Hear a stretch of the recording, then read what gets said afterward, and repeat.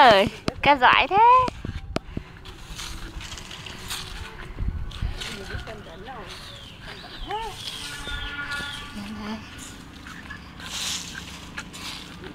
Để ít nữa Lương lên đây cho Lương xem.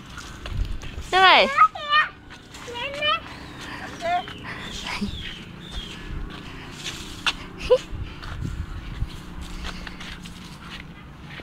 Đi đâu mà sân đấm lá thế?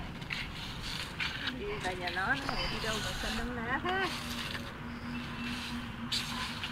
Ui, ui, kinh thật. Quét, quá giỏi.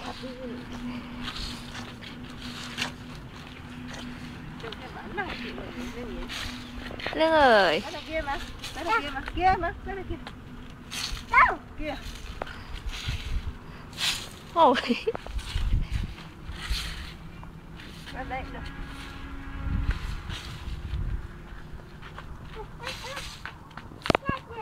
Cái đây tiếp ra ngoài đi. Tiếp ra đây. Tiếp ra ngoài đây. Đấy, tiếp ra ngoài.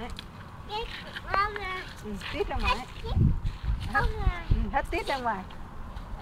Hết tiếp ra ngoài. Ôi. Ôi, hết. Mà đâu?